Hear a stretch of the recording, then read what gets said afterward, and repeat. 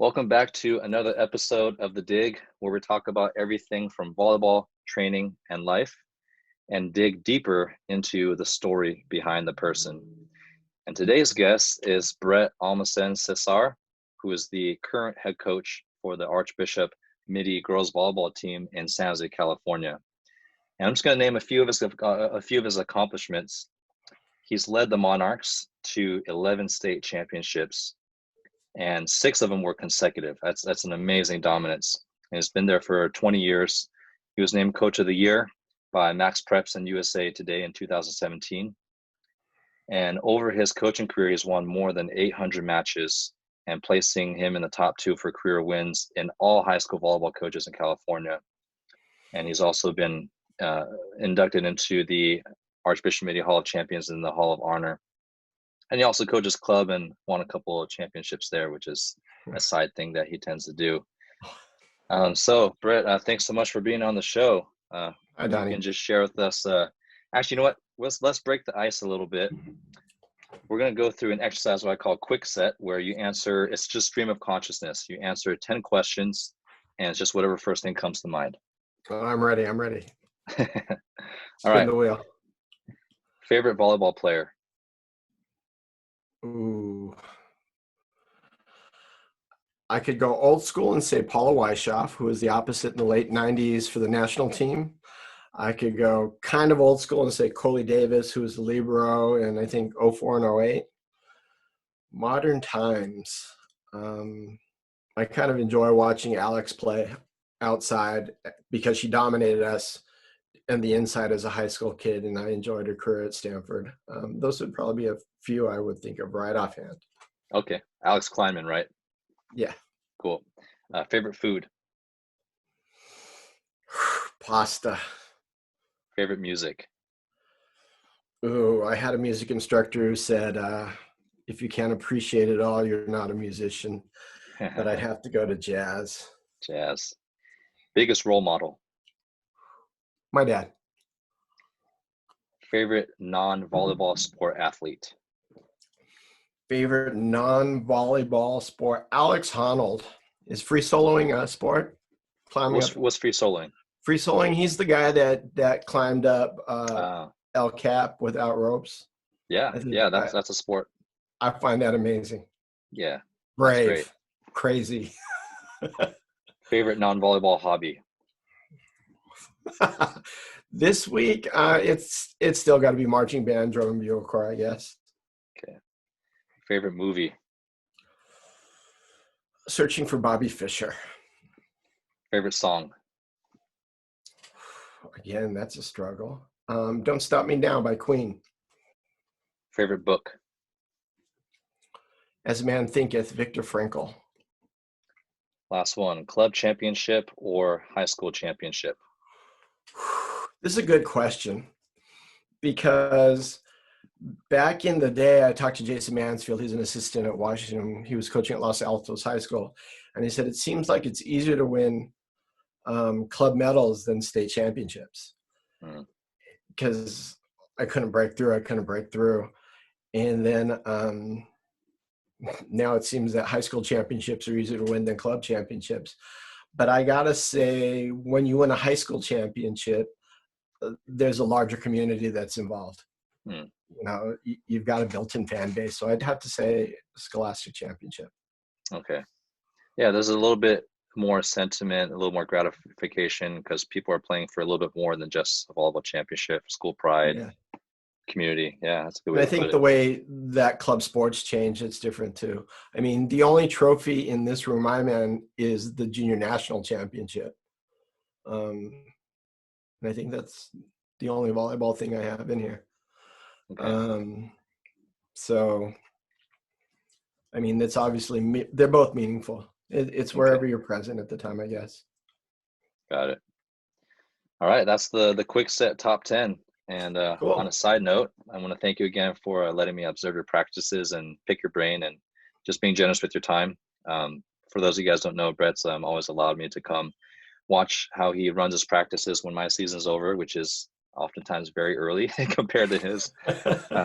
And he's just stayed after practice and just let me talk to him and learn a lot from him. So I really appreciate that. We'll let anybody stop by and watch us. We're kind of fun to watch, I think. Yeah. So if you could tell us a little bit more about yourself, where you're from, your journey to where you are now, and that'd be great to learn more about you. In volleyball places, I'm from Stockton, California, the great metropolis in the Central Valley. I went to college at the University of the Pacific. That was a dominating volleyball program back in the 80s, coached by Terry Liskevich, who became the Olympic coach. He runs out of coaching, and then followed by John Dunning, some high school coach we picked up from Fremont Sunnyvale. So I got to watch quality volleyball, and I got really intrigued with the patterns early. Just enjoyed watching. It was the sport to watch at UOP. There was not very much else. Became a mortgage broker right after that. And started dating a woman who was coaching club that happened to be in Dunning's club. And so I'd go toss some balls for practice. I ended up marrying her at her practices.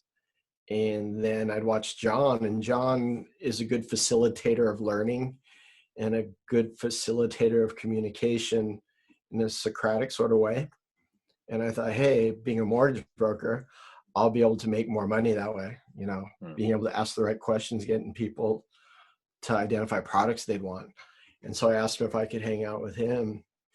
And he said, sure. And then all of a sudden he says, I've got this team. Can you take the team instead of coaching with me? I'm like, sure. It was a 14 threes team, 14 gold.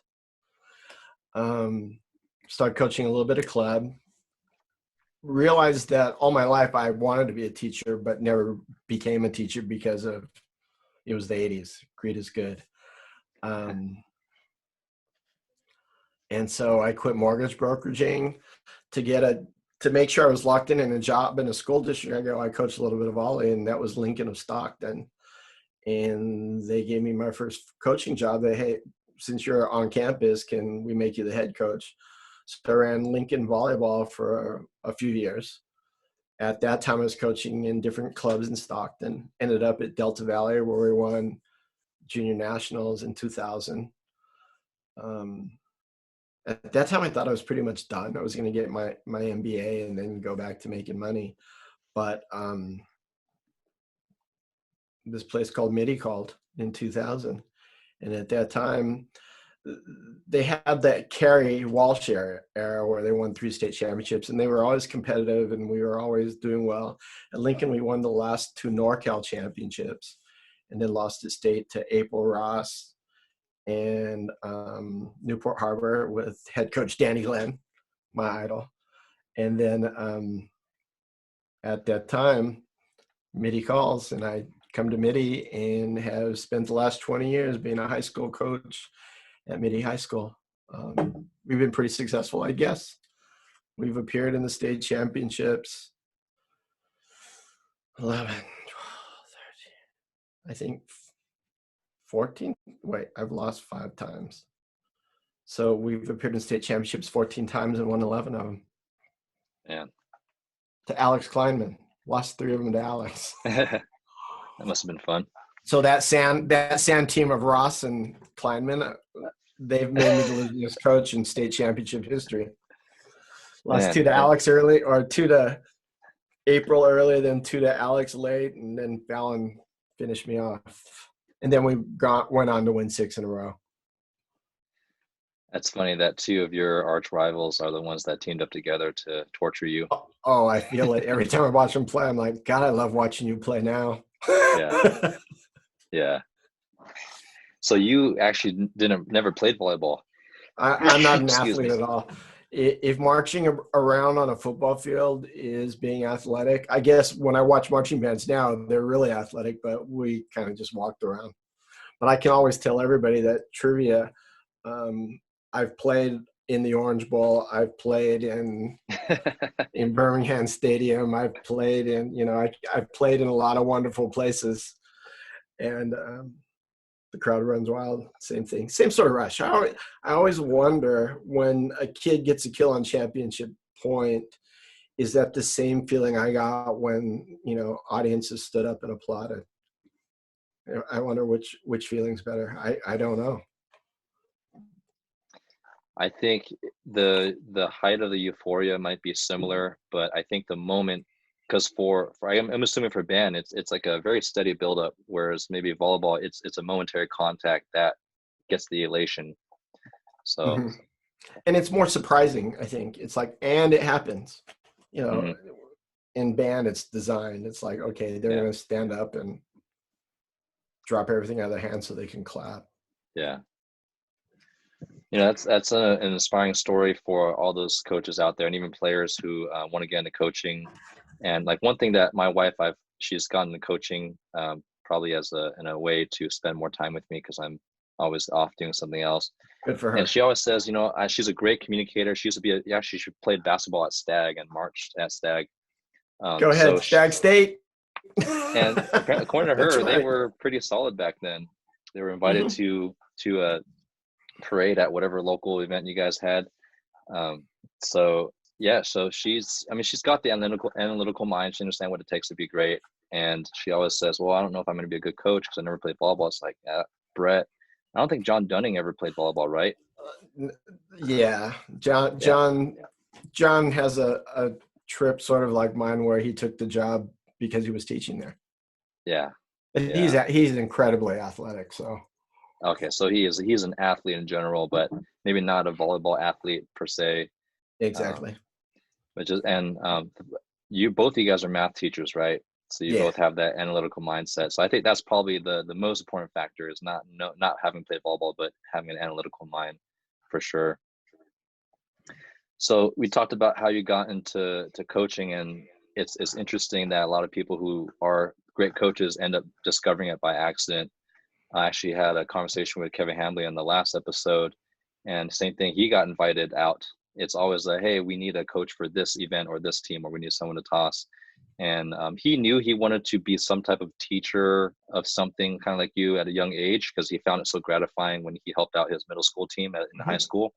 But I don't think he would have anticipated to the level where he is now. He didn't have that mapped out and say, I want to be the best. I want to win NCAA championships. 30 years prior to that. So it's just I kind of a remember, yeah, I think it was maybe 98 or 99 when I met Kevin, when mhm, he was just off playing pro and he came back and he was coaching with Dietra mhm, at UNLV. He was recruiting one of our kids. yeah, yeah. And even when he finally got when he moved to Illinois, he that the coach said, "Here, I'm ready to retire. You take it over." It's like I guess I'll do it. And then look where it brought him. Right? It's always the accidental. And even for me, I wasn't planning to be a coach. One of the head coaches at Mission was pregnant, and the players, she knew that she needed some help because she couldn't always be there. So she knew me and said, "Why don't you come out and just toss some balls and help out?" And then the year after that, she's like, "Well, I'm done coaching. I want to be a mom now. Like, can you take over?" I was like, I guess sure I will. And I just fell in love with it from there.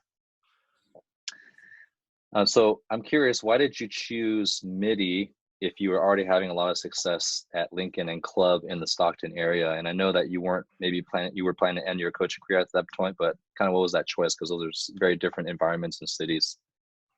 I'm into trying to find boundaries and possibilities and seeing how far you can go at something, Hmm. whether it's creating a band show, whether it's playing volleyball, doing some math equations. I like challenges. And back then, when the little triumvirate that called me, it just sounded exciting. So I came and looked, and I'm thinking, okay, I've just won the last two NorCal championships. What could I do with the resources that Archbishop Mitty has? Hmm. And it just was exciting. And it was tough because we had a little kid back then. He was maybe 3. My wife had a good work in Stockton, but we just figured it was time to leave Stockton and see what we could do here. It looked like a good thing. We didn't buy a house right away. We thought, man, how are you going to spend that kind of money on a house Yeah, back then? And so we came. It was a good sales job on their point. yeah, and probably a really good scouting too, because it kind of reminds me of when Stanford was scouting for new coach, and I think a lot of people thought, well, someone with championship level experience, and Kevin Hambly, he's made it to the finals once before, which was an incredible run from Mhm. an unranked team, not even top 20 team, to making the finals. I mean, so a lot of insight on the Stanford athletic department to see that type of potential for someone who hasn't accomplished that level yet. So what do you think Mitty saw in you, knowing that you haven't won state with your team, but then inviting you to be their number one prospect? Um, I, th- well, the guy who hired me, Keith Matthews, he's the associate, or I think he's a principal now, some title. He saw what we did to them from 97, 98, 99. In 97, they were the number one team in the country. They were loaded, and they came out to a tournament in Stockton, and we beat them. Wow. That's another volleyball. I have three volleyballs in this office, and one is that ball. We beat them in 97. It's like we just beat my athletic director was Bobby Mariucci, which was Steve Mariucci's little brother. Uh-huh. And the Mariucci family is just amazing. And he's like, "What's your draw look like?" I go, "We get Mitty in the second round." And he's like, "Oh," he goes, "Well, do your best." And I came back and I went up to the press box at a Lincoln football game, and he's like, "How'd it go?" I'm like, "Oh, we beat him." And he picked me up and started swinging me. And I thought we were going to fall out of the press box. So we beat them in 97 early. They came back and destroyed us in the NorCal championship. Then we beat them in 98 and 99. Oh man, that's And incredible. then And sorry, go ahead. Carrie Walsh's little sister or middle sister played on the team, and we were friends of that family. Hmm. So they kind of, Tim Walsh calls me and says, "Yeah, you really should take it, and here's why." And there were other people, Dan Kaplan, who used to run vball.com. He was like, "You need to come." And so I came. So you had a lot of people outside that circle that had some influence into recommending you and observing you without even the intent of, I mean, it's probably years of groundwork where people have had that positive exposure of you, and then when the time came to look for a new coach, Yeah, you're probably the first yeah. person. I mean, I'm grateful for them all. I mean, Yeah. Why me? Why are we winning? Why did we create this thing? Mm-hmm. Yeah, and like you said, it was the next step after the NorCal Championships to try to win a state title.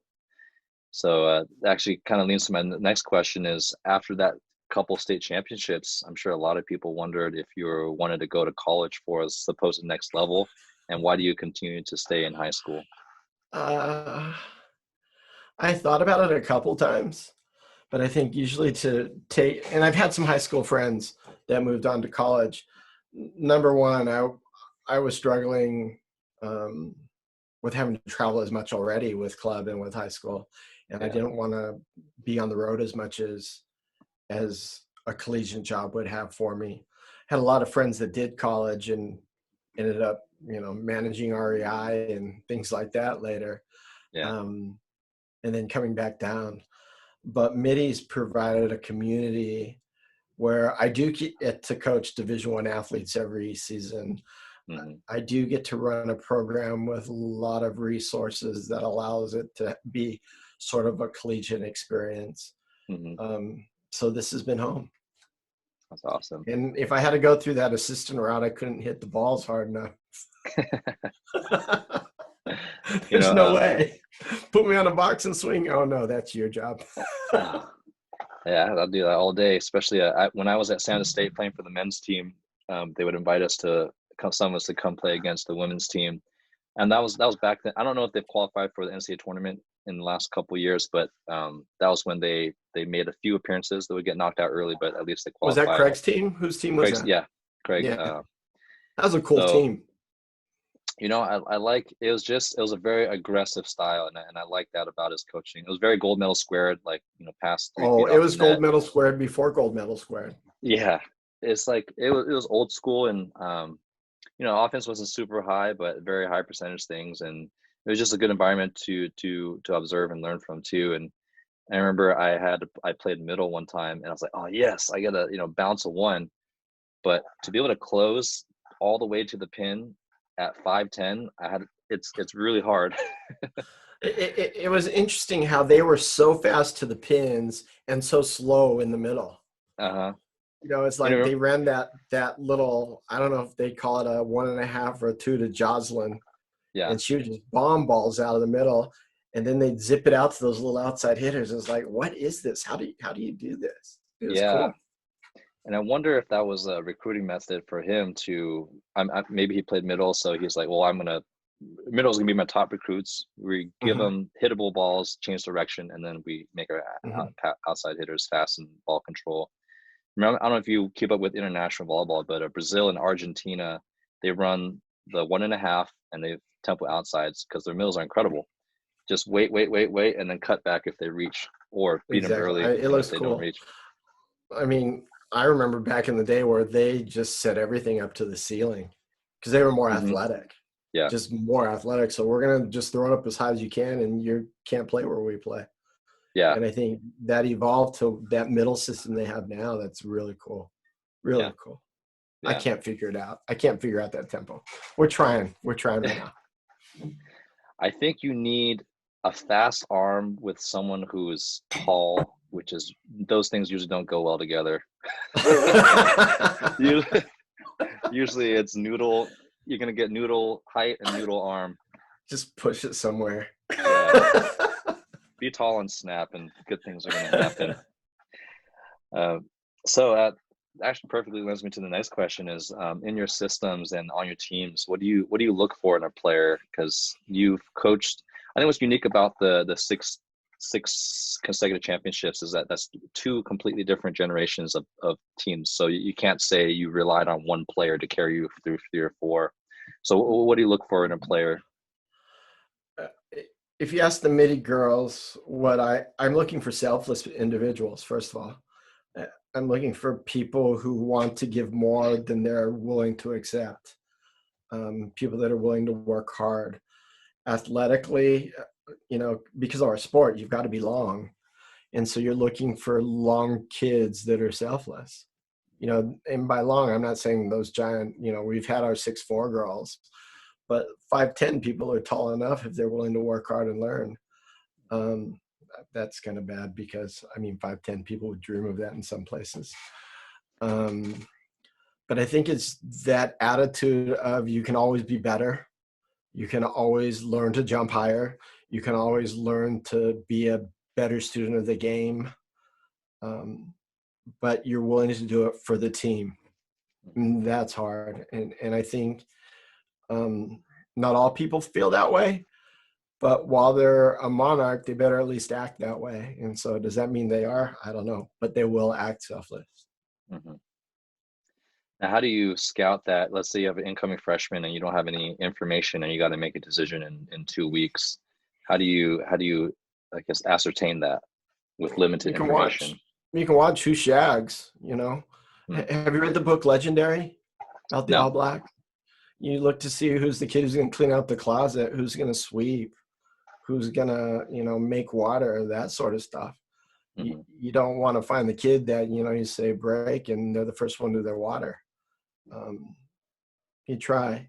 We're Yeah. lucky that we see them enough that you see it. And then a lot of our gut checks for tryouts are how to become part of the whole. Like we got to run a quarter of a mile, and I keep trying to get rid of it. And all the alums say you've got to keep doing it, but they run a quarter of a mile together, and it's only like an 8-minute pace, right? Hmm. So it's not fast, but they have to do it in step. We're back to being a marching band. Can they be that marching band that can get around and see how they interact with each other? Because for me, the bando, I laugh. I go, this isn't hard. But for them, in their minds, they think it's hard. So it's a challenge. Hmm. And that quarter of a mile usually ends up about being 2 to 3. But you find out a lot about people. So your tryouts are going to be a lot more personality, whatever you can elicit personality wise, more so than skills exposure. No, there's going to be lots of skill exposure. But I think to that last level at Mitty, to that varsity level, you're going to see a lot more about character, Yeah. a lot more about being selfless, a lot about working hard. There's things in our tryout, I call it an audition, that are challenging. And you can't do it by yourself. You're not going to be an individual who can do it by themselves. Mm-hmm.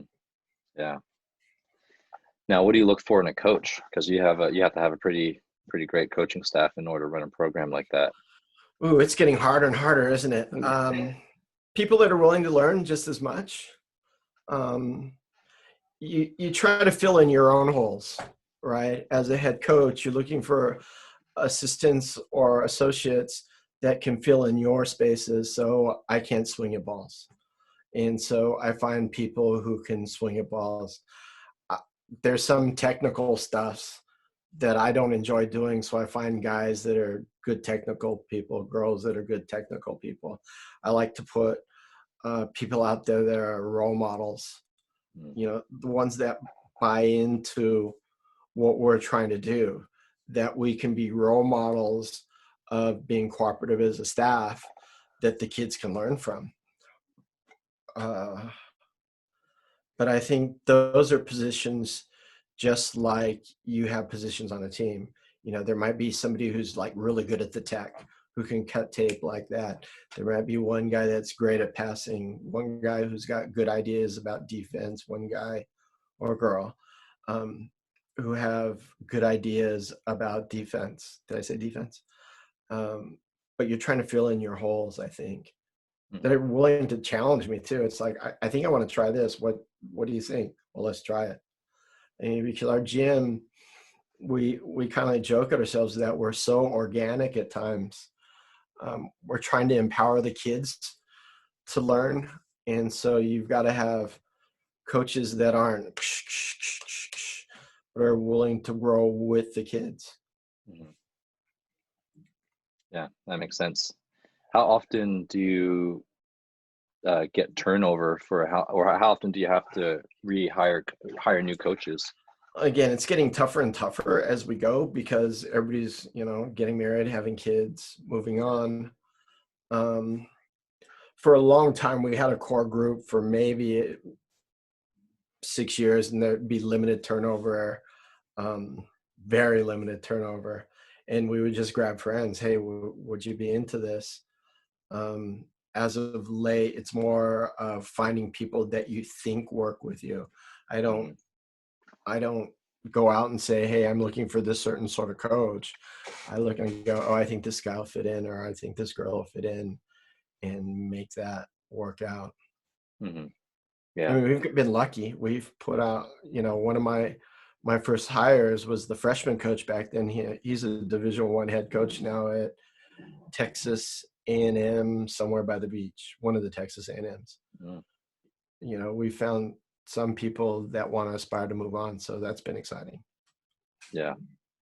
That's always the challenge as a head coach is, some of the best coaching talent are using your program as a learning experience versus the end goal.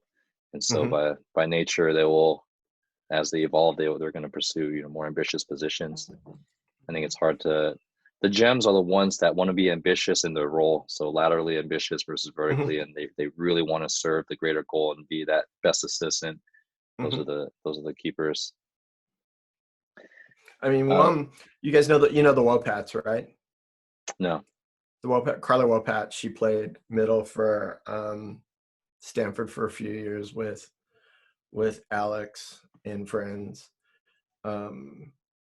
One of her coaches down in Santa Barbara is a local guy. He lives out in, I don't know if that's South Bay or East Bay, but he said, I saw on Facebook, hey, I'm moving back home. And I called him, and he was an assistant for 3 or 4 years, and it fit in really well. And at that time, their program was one of the top 4 in the state, and we were just battling constantly against each other. And we brought him in later, and he goes, so this is how you do it. I mean, it was kind of neat. It's kind of bringing some of that different methodology That's definitely. Yeah. I think that's the hardest thing too, is you kind of want to keep that consistent group, but over time, the risk is that people start thinking, like each other, and it's hard to get that new information. I'm friends with one of the last Ohio State championship was before all the men's NCAA championships came from the West Coast, and Mm-hmm. you got your occasional Penn State, but it's been a while for Ohio State. And Peter Edwards, I would just ask him about what it was like during that run and their rise to a back-to-back. And he said a key thing was there was a new assistant, a young guy. And I don't think age always necessarily leads to wisdom or lack of wisdom. I think just someone who has a fresh perspective. And he Mm-hmm. was bringing in a lot of the international knowledge because I guess he has volunteered a lot with the U.S. team. And going from riskier serves will produce high Mm-hmm. percentage plays long term, right? Decrease their pass, come with the Mm-hmm. errors. And so that was a big change from a very conservative, I guess, coaching philosophy, because they didn't have a lot of turnovers, the same group of guys. And that's what led them to that back to back. They just started turning up the heat and they took the errors with that. So, It's like so I want to go watching Penn back. State women serve. Man, What was that? Penn State women, those Oh girls yeah, can bring it. they. You know, I would love to also interview Russ Rose one day, but I remember gleaning an interview, an excerpt where he just talked about, it's like, I just look for the greatest competitors, and those just want to hit the snot out of the ball. It's like, I could work with that. It's like, I had a kid go on to play for Russ, and he goes, "You're very similar yet very different." mm-hmm. Okay, I'll take that. Yeah, I that's a good I compliment. enjoy listening to Russ a lot. Yeah, A lot. and he's very, the funny thing is he can be very self deprecating sometimes. I think it's just because he's just, when he had that incredible run, the three-peat, and he just said, yeah, Four, my first, or it was four. oh man, even better, four-peat, yeah. The He year was where like, they my didn't lose a set. that was nuts. And he's like, yeah, my first year I was a tactician. You got to do it this way. You got to do it that way, blah, blah. Then I was a strategist. And then my last 10 years, I just like, forget it, man. Do whatever you want. I just want competitors. give me people that want it as badly as I do. And obviously that's an overstatement too. I mean, he's highly technical. I mean, he's all aspects, but I think what he was getting at is that, like you said, being organic with your team and not being rigid with how you think it should look or what the final product is. Let it evolve into Mhm. itself so that people can be the best version of themselves to produce the best result. So speaking of repeat championships, wanted to pick your brain on what it took to win 6 in a row, and what was that run like, and how was it managing different generations of classes to make it continuous beyond like a 4-year cycle. I don't know if that makes sense. No, that makes totally sense. I think you have a concept of a culture you want to create, and I talked to Donny about this, about what our image was, or what our identity was. And I know at the beginning we were definitely trying to look very Darth Vader, very stormtrooperish. We were wearing black socks and black knee pads and black shoes, long black sleeve jerseys. We definitely had this identity we wanted to create. Mm-hmm. That was intimidating, or we tried to intimidate, and it seemed to work, and it evolved for the first couple championships. I don't know, and then that was sort of breaking down. And then when we lost all the horses in 09, because 09, the 08-09 season, they were 73-1.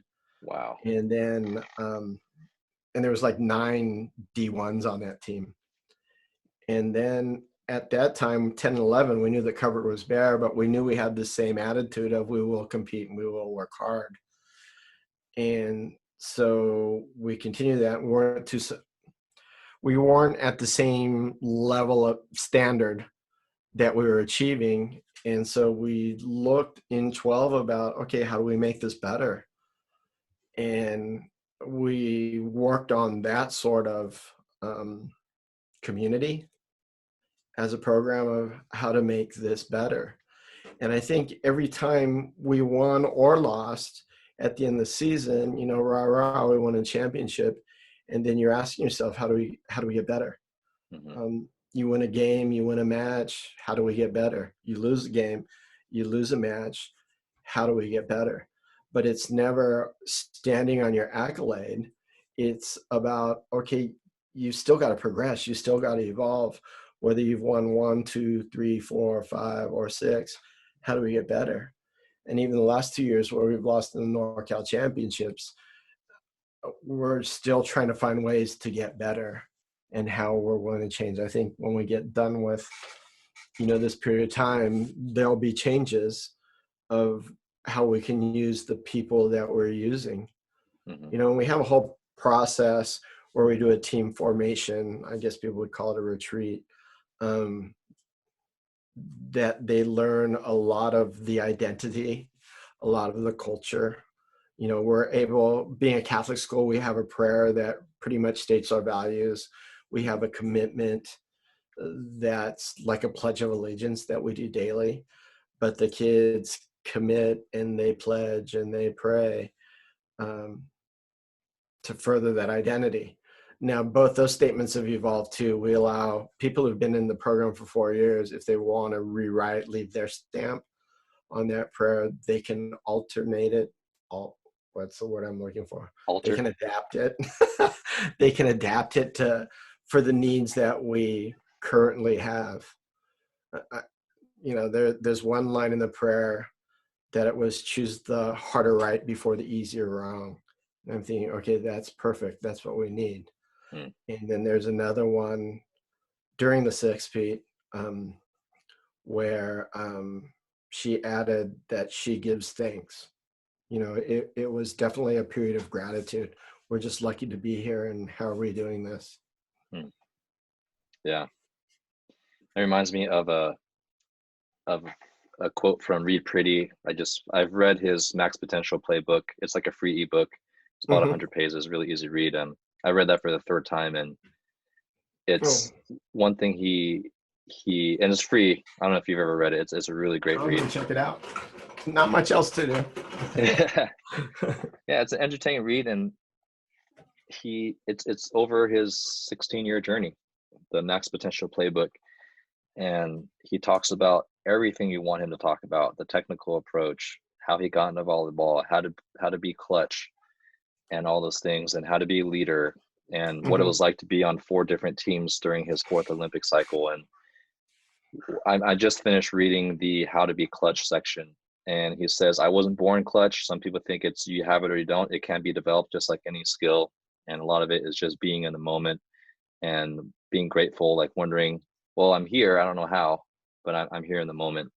And a lot of times we get nervous because we already think about the future, and that takes us out of that present, right? Or we're still stuck in the past about that last mistake. And he was the most efficient big hitter in the 2008 Olympics, and it just came from that mindset. Yeah, he was hitting like a 40% clip, like a 45% clip in the Olympics. So that was that team. I'm not that much of a men's fan, but just watching that team and what they did with a lot of that gold medal square sort of style, I was like, wow, how can we do that? How are we going to get better? What are we going to steal from these guys? Oh man, I don't know if you had a chance to listen to the interviews I did with Reed Pretty. It was a 2-part. No. It was almost 2 hours, but he pretty much his life's work in his book is essentially about a case study that he's conducted himself during that 4-year run. It's just been one of the most profound experiences for him. So everything he's doing now, like he has a consulting service and his book and all that is imparting, what he's learned from that, because it was just it shouldn't have happened. I mean, that's how he always put it. It shouldn't have happened, but it did. So wow, that's cool. I'm definitely going to read that. Yeah. Only 100 pages. That's it's 100. It's a dense 100 pages, not in terms of syntax, but in content. So you just like, it takes me probably 3 weeks to read it at a time, because I'm digesting. I'll read a couple pages and I'm just thinking about it, and then I'll go watch the game that he's talking about on YouTube, which gives it even greater context, which is pretty cool. That's nice. I mean, that's what we're always looking for, is ways, like when I said Alex Honnold, when I watched that free solo movie, it's like, okay, this is mind blowing, and then you look at the backstory about how much each move was rehearsed over and over again. So when he was up there, I'm just doing it again. Yeah. there's only one thing I can do is I got to put my fingers right here and I got to pull up here. And that's the only way I'm going to get past this. If I don't, I guess I'm going to die, but let's just do this. Yeah. Be in the moment, do that one move. Yeah. Exactly. Yeah, for sure. So in your experience, we have a lot of coaches that listen to the show, and I think majority of our listeners probably coach at a public school, but if we have a few private school coaches, in your experience, what's the difference between coaching public school and private school, and how do you approach that as a coach? Or how has that changed your approach? I don't think I've done much different. I think it's still that adage of how do you get better with the resources you have? How do you get better? If I'm the only coach in the gym, what do I got to do? If I have 4 assistants, how do I use them to get better? If my school has the ability to provide me with training tools, with travel tools, how do I use that? If it doesn't, how do I find them? How do I get resources to make sure these kids are getting a growth experience? Looking back at Lincoln, that was it. We had an old school athletic director, how many balls you need, and you're lucky to get, 12 new balls. You were lucky to get an assistant who could hit a ball. And then as we've come to Mitty, and I don't know if all private schools, they've allowed us to have the opportunity and the resources to help develop our dreams. Mm-hmm. Here's 3 courts with 3 assistants. That's kind of amazing. Yeah. And then you can empower them to make their section better. But if I was that coach back again in a public school in Lincoln, I don't think my mindset would change. We're still staying present. We're still being selfless. We're still striving to get better, and I could sit there and dwell on all the things I don't have. I could go back to Stag State and go coach that team, and I can't sit there and go, well, they don't have this that I had at Mitty, and they don't have this that I had at Mitty. No, with where I'm at right now, how do I get better? Mm-hmm. What do we have? What will these kids learn that they're going to be better than they were yesterday? I think that whole adage is what's going to continue if you're going to grow as a coach. It's not about, the difference between public and private. It's about what they have the same. You've got great kids, and you're here to make them greater. Yeah. Very well said. I just did a Zoom workout with my girls this morning for Emerald Catholic, and one quote we studied during our rest periods to talk and educate ourselves is a quote from Tony Robbins, and he says, people fail not due to a lack of resources; they fail due to a lack of resourcefulness. And it kind of goes back to what he said: is regardless of the environment, it's about maximizing what you have, and the core belief that I'm going to be better. I'm going to make these people better, and regardless of what you have available to you. I met Tony back in the day when I was a mortgage broker, and I actually asked him about teaching a girl how to serve. What is he, a volleyball player? No, he should be. He's huge. Yeah. But that's his whole gimmick, right? I can make anything better. I can make anything better. So I told him a story about a girl who served. How would you approach it? And he's like, well, it's a kinesthetic sort of thing. So you got to feel it in your gut. You should have recorded that and brought it up. I don't think, he was big, but he wasn't as big as, he doesn't have, Netflix videos back then. Yeah.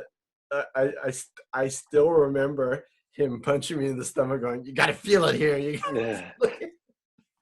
Hey, if you can sell it. Yeah, Mark Cuban, a little bit tangent here, he always talks about the most important skill to be successful is to be you got to be able to sell.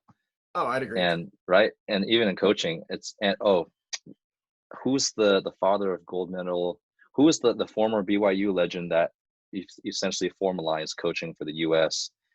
He passed away, but he was. Dude, all those guys. Kevin's a fan of him. Choate's a fan of him. He did gold medal before gold medal. Yeah, exactly. I'm before McLaughlin, before. Come on. Don't you got the I'm gonna look it internet up. near you? Yeah. I'm gonna look it up. Carl McGowan. Yes, Carl McGowan. I knew it had an ow in it. Okay, so Carl McGowan, and this is from Kevin Hambley's story when he played for him. One year, I think they did shuffle blocking only, and he sold him. He's like, "This is the best system in the world right now. We will do this." And the next year, he's like, "Throw that out the window. Swing blocking is the system." So two opposing systems, but everyone was sold because he sold it. He made you believe that this is the best at the moment, even though they're opposing systems. So sales, right? We're just good Totally. salesmen. I mean, Yeah. there's definitely moments where I'll have the kids do something. Okay, everybody, you need to squint your eyes and serve receive. It'll make you a better passer. You can, and I trust you. If you squint your eyes, you'll become a better passer. And it always works. Yeah. It always works, and we don't know why it works. And half of it is, okay, are they willing to believe what we're going to say? Yeah. And if they believe it well enough, it will work. Yeah. Yeah. Trust me. Squint in serve receive. It helps you focus on the server better, and it helps you think about squinting, not passing. Yeah, that's exactly. That's awesome. That's how we're gonna run our entire system now. Passing. Squint. We have kids right now that spell. Spell when they're passing? Well, we talked to Carrie. We got a Zoom meeting with Carrie for our team, and a kid asked her, "How do you prevent choking?" And Carrie said something about spelling that her sports psychologist talked about spelling. You spell, whatever. Because it works. And so I know somebody who works for him, and I'm like, who is the Libra at the national team? Coley, why does this work? And she goes, okay, I'll get back to you, because she's working on her PhD in psychology. And it's all about you're switching from right brain to left brain. So all the emotions of passing is gone. You're so busy spelling that you become more analytical and you just pass. There's no emotion. Yeah.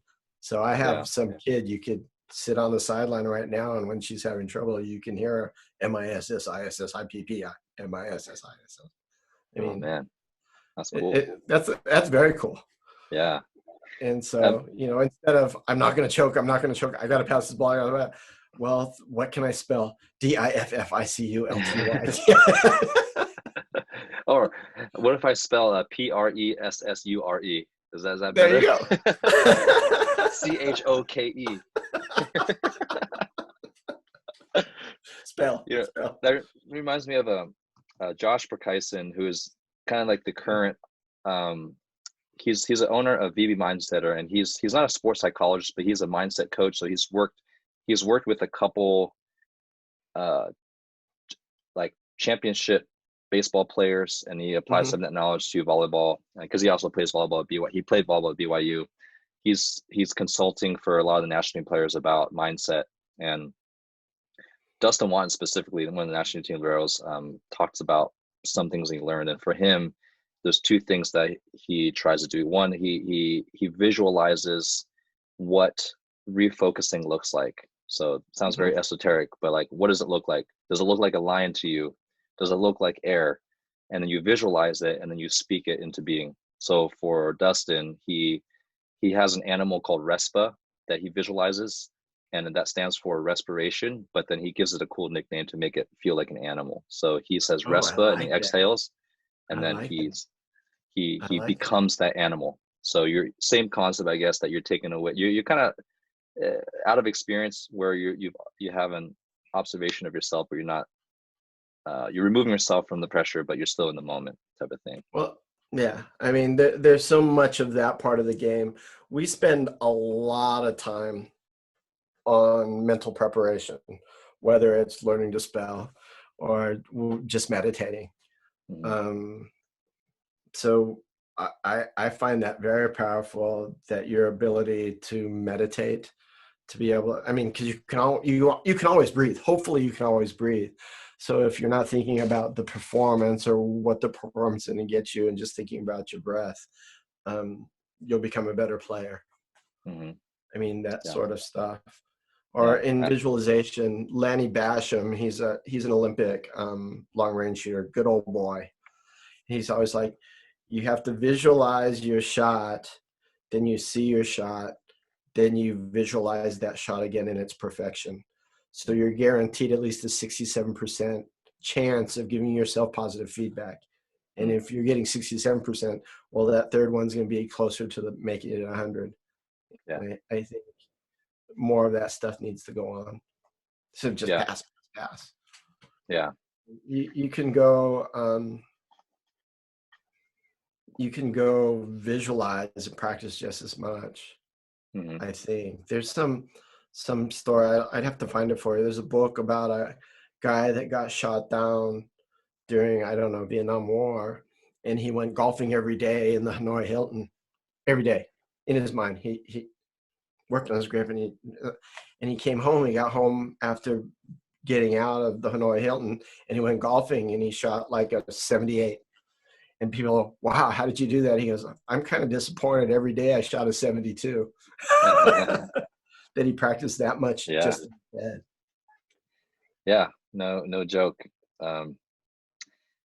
I actually, during the quarantine, I didn't touch a ball for 3 months, and then last 2 weeks ago was the first time I peppered with a friend.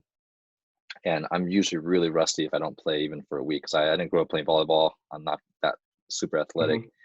And I think because I've watched so much volleyball and I've visualized myself playing and just practiced some of the patterns on my own, and by the time I touched it, it felt like there was no break at all. So no, that's cool. Yeah, definitely visualization. John will say that too. He goes, one of the best ways of learning is to watch good people do it, and then just say, go do that. This is how so does it. Go do that. Yeah. And you can mold from there. I think now with today's world, we're recording a lot of practice where the kids can watch, which allows them to be empowered and organic of, hey, what'd you see on tape? And they'll tell you, I don't think I'm getting my hands up high enough every time. My setting load is changing. Okay, well, let's fix it today, and we'll see what we got. Yeah. Karch talks a lot about how do you expand your library, like how much can you store just watching subconsciously, and you just see patterns. You'll know when they're going to roll shot. You'll know when they're going to overpass just by watching. Get that library filled and keep expanding it. Yeah, that's a good one. That's a really good one. Yeah. Karch knows a little bit about it. No, just a little bit. And he's a competitor. He's a bigger competitor than Russ. Oh man. Did you ever see the video of him tearing down the volleyball pole at an AVP event? I can imagine. Oh man. And the funny thing is, I don't think people see that as a stand on his character, even though it was inappropriate. He tore down the ref stand because the ref called a hand touch. But I'm just thinking, watching him play, short court with Black at national team practice is like, okay, hey, you're screwed because you're going to lose. Yeah, but he wants me to play. He still got it. He will enter the drills and just kind of softly hit it, and he just scores points very gingerly. And that's a competitor. I love his fire. And one thing he said, the hardest thing for coaching was just remembering that not everyone understands the game like you, and that should always be your premise, right? I'm here because I am not them, and how do I? Not everyone's going to be fiery like me, and that's going to make people worse. How can I be better as a coach? So very few people can make that transition. I think that ultimately each player has to be themselves. I mean, if you're a fiery competitor, then be fiery. But if you're that casual, laid back, introspective player, be that person. But you're only going to be great if you are you. Don't try to be something somebody else is going to be. And as a coach, you need to make sure that they're playing in a fashion that matches their personality, but then doesn't affect others negatively or damage your culture. Yeah, very true. So we're down to last couple questions here, and wanted to see, what do you do, kind of being in the upper echelon of coaches and winning the state championship, which there is no national tournament, right? States what do you do to challenge yourself and advance your own learning? I'm always trying to learn, whether it's taking, I told you about that drum line watching the drumline instructors, Mm-hmm. right? Yeah. About how he goes, you're never an individual. You're part of an ensemble, and we only score points by being a great ensemble, not a great individual. And so I look to learn in a lot of things outside of volley. Whether it's, watching Alex Honnold climb that, how you just climb Del Cap. How does that feel? Oh, I'm delighted. Are you kidding me? Right now I'm attending every Zoom class I can and asking questions. That's kind of neat. I like volley dorking. That's why I decided to do this. Is like, maybe I'll learn something right here. And I did, read pretty. But whatever scenario I'm in, I'm sitting here, okay, what can I take away from this?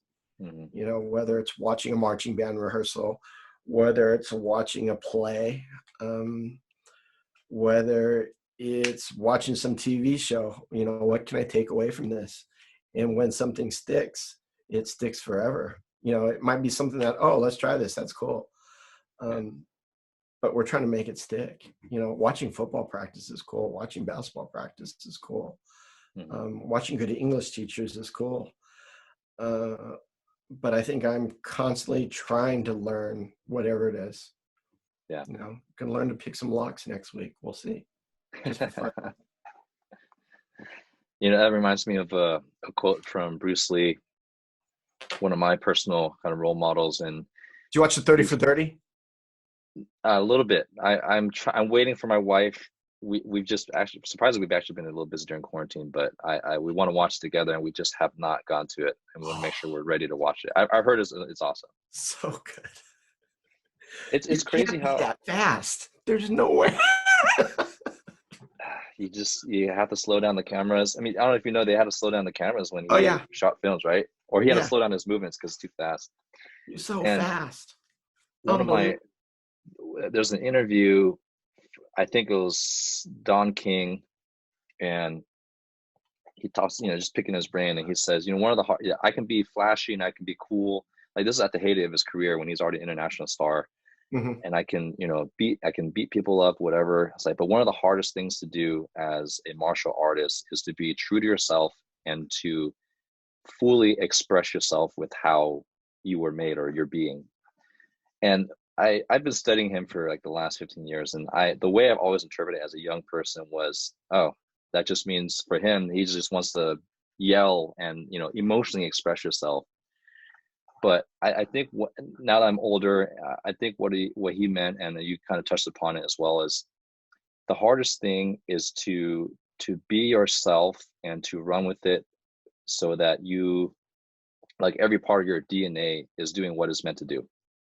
And that can look like so many different things. And I find inspiration also. I love watching our girls basketball coach was great at Mission. I used to watch practices. I would watch our Coach Thompson, his wrestling practices. And it's awesome seeing people in their element. And there's something, even if I can't put words into it, very inspiring, very educational about what someone looks like when every DNA is operating as it was meant to be. I mean, ultimately, I think, and I might be wrong, but good pedagogy is good pedagogy. Good teaching is good teaching. And by watching good teachers, whether it's Bruce Lee, whether it's some AP math teacher, I think any coach, in the sense of the word, has to be a great teacher and a great salesman. And I think by watching those sort of people, you learn. One of the greatest teachers I know is a retired Green Beret. If you don't know anything about the Green Berets, they're the special team that teaches the other guys to do the work, right? Their primary job is a teacher. I remember saying, Mikey B, Range University, there's his ad. I go, your pedagogy is incredible. And he's like, when you're teaching this to people that don't speak your language and they're going to be doing something deadly, you have to be a great teacher. Mm-hmm. And so I talk to him all the time about teaching. And so I think, and, I've got good math teachers in my department, and you just learn about teaching. the greatest CIF state championship award-winning math department in California. I think we have 11, 12, 13. We have 19 state championships in our math department. And that's right up your alley. It's like the women's basketball coach. Oh, you have, so you talk about for specifically. Mitty. Okay, Mitty. Yeah. No, I shared a room with the women's basketball coach, and I'm like, we should just put up all our trophies in this room, because we had, like, you know, that's 17 state trophies just between us two. It's like, and then the boys basketball coach teaches math too. He has a couple, 2 or 3, I don't know. Was John Dunning a math teacher too? Yeah, John he's Dunning? A math teacher at Mission Sunnyvale. He was a calc teacher. He's a smart guy. I'm in the wrong subject. Teaching art. I don't know, you get those crazy guys like that Navy SEAL writer. What's it, Jocko? He's an English major. Yeah. And that's about communication. Yeah. You know, actually, there's a story I wanted to add on to. It's an anecdote that I think you'd appreciate. You're talking about, this is going back to our conversation, you're talking about asking Tony Robbins how to serve, and he's saying you got to feel it in your gut. I was at boys practice one year. So Mission Boys, we had an incredible run we were undefeated. We didn't lose a match in our league for over 4 seasons. And then we made it to the first NCS finals. Actually, you were there. I mean, just things that shouldn't happen in high school. Yeah. Oh, man. It was Dusty at FL. Yeah. So, and there was one practice, and I was just, I'm one of the assistants, and I was overhearing Kevin. So for those guys, Kevin Huang and Dan Kwan were 2 assistants under Bret, and they learned his system and his methodology, and then I mentored under those 2, and I've adopted that. So it's kind of the lineage. And then during practice, so this one kid was just having trouble serving, and then Kevin's over there, talking about all the angles. Like, you got to get it like this, 20 degrees here. You got to get your technical coaches. Exactly. You got to get your thumb here, and then after like 10 more misses, Dan's on the ref stand, acting like a dictator, right? And he goes, "Just serve the effing ball over the net." And the kid's like this, and he does it, and he serves over the net. And this is not a commentary on saying who's teaching it better, but just how much they complimented each other, and that was just such a. And I'm there like trying to figure out. That's exactly how the Mitty coaching staff works. Exactly. Okay, you've been working with these people for 3 weeks and it's not working. Guess what? You're cut. You're in. I mean, exactly. Like a player. Okay, anybody else want to try this one? Okay, you go for it. But I mean, that's it.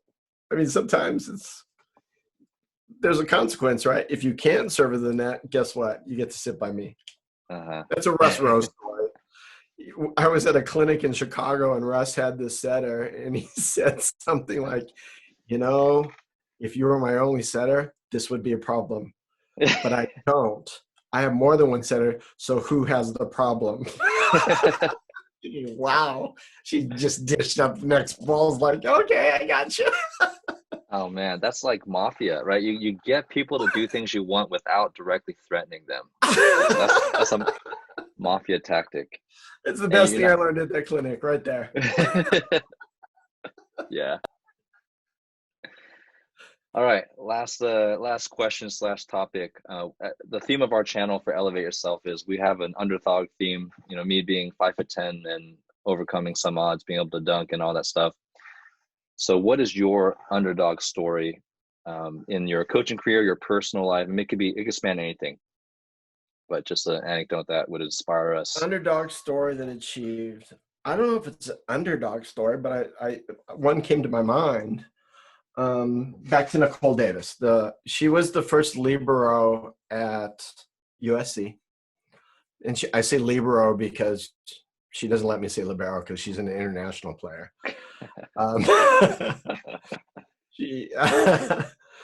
She walks into the gym, and she's tiny. I think we listed her at 5'6". That's a lie. You could probably go look on her. She's like maybe 5'4". And let's talk about Bruce Lee. And she basically does this little move and jumps and kicks the net. And I'm like, okay, that's crazy. And I'm like, who are you? And she goes, I'm Nicole Davis. I go, have you played volleyball? Not really. And I think we can do something to work with you just with that athleticism. What are you doing here? And I'm not sure. Here's how I remember it. She'll probably disagree. But I go, how come you're so athletic? She goes, I do martial arts. I've won championships. I'm like, so what are you doing here? She goes, I'm learning how to deal with others. Like, okay. And here she is. She starts on the JV team at Lincoln, never playing. We move her to varsity. She wins junior 18 opens with me in 2000. I was at her home visit. People that don't know is when recruiters used to come to you. I was at our home visit with Jared Elliott, and he brought out the Nike, USC Nike thing. And he wasn't going to offer any money because, I mean, she's 5'4". And she was on April Ross's team that won 2 national championships. And I thought, this kid's going to go to USC. I hope she can make it. She goes to USC, ends up getting money, ends up joining the national team, gets 2 silver medals. Now she's working with Pete Carroll at whatever their mindset company is. And I think that's pretty cool. Seahawks? Is that the coach of the Seahawks? Well, PTOP Tiger, too. Michael Gervais, Dr. Mike. Okay. Dr. Mike and Pete Carroll have some Create to Compete. It's check that one out. It's a sports psychology sort of thing. Okay. She works for them with Courtney Thompson. Okay. It's pretty cool. But I mean, there's this kid just walks in the gym. Let's see what this is like. And we were just lucky enough to have her. One of the most competitive people I'll ever meet. Man, and you couldn't tell by the way, like, she's not. Usually when people think of competitive players, they're getting on their players. I mean, she might do that. I haven't seen that, but the way it makes sense that she did a lot of martial arts, because when I see her play, she's hyper focused. There's like a long stare. Yeah, it's definitely been an evolution. She used to be a little bit angrier, and then she's definitely had the opportunity to play with people that had that same sort of thing, where she learned, oh my gosh, this doesn't work. And then she grew from there. But that's a cool story as an underdog, I think. That's awesome. When we beat the Archbishop Mitty Monarchs in 1997, and she was an outside hitter at 5'4". Oh, yeah. She was totally an outside hitter on that team. 5'4" outside hitter. Oh, my gosh. 5'4" outside hitter. That's awesome. That's an inspiration. I still have $1 that's laminated that I always show it to her. She bet me $1 that she would grab rim before the end of high school.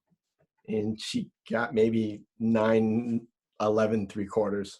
Oh my gosh. 5'4" grabbing rim. Later, she took a picture of the board at the national team where they train, but it had her 10 feet.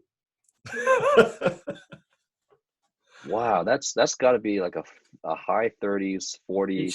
For a woman, huge. She could fly. That's incredible. I did not know. I've always been a fan of Nicole Davis, because I only followed her during the last 2, and I just thought she was just that person that grew up playing volleyball, and I mean, everything looked so smooth for her, right? Freshman in high school, just walked in the gym. I think she was wearing cut-off denim shorts and everything. It was, okay, what are you doing here? Yeah. Man, that's awesome. So that's your underdog story, I guess. She definitely drew her path. Yeah. Man, good for her. I mean, look at where it's brought her now, even career-wise, 2 Olympic gold medals, and now pursuing a passion to empower other athletes. That's her thing. You can find her on YouTube somewhere. Talking. Yeah. Well, Bret, it's been awesome always chatting with you and talking about life and volleyball. I really appreciate you taking the time out of your day to be on the show. I mean, hopefully we can do some more volley talks in the future, when we have something to share. But any imparting words you want to give to the fans? Like I said earlier, I think ultimately we've got to be great teachers. And by great teachers, somehow you have to have positive relationships with people.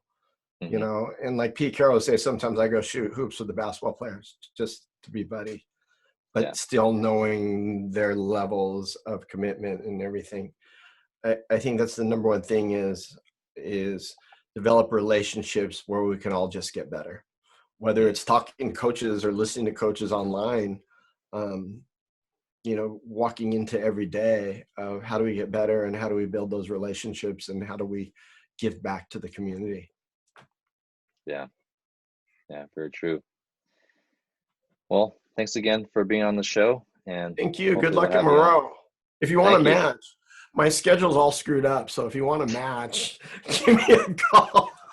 Oh yeah, that would be that'd be fun, and we'll show you some 5'4" outside hitters. We got some. Our tallest player I think is 5'11", and then it drops to 5'9" after that. So we've got a 5'4" kid on our team. Yeah, at Mission on the other hand, we had a 5'4" middle, and that was fun trying to adapt something for her. And she had it took her 5 steps to close the block. Luckily, she was a soccer player, so she could close that block. That's cool. See, that's fun stuff. It's like, okay, this is what we have. What do we got to do? Pretty simple.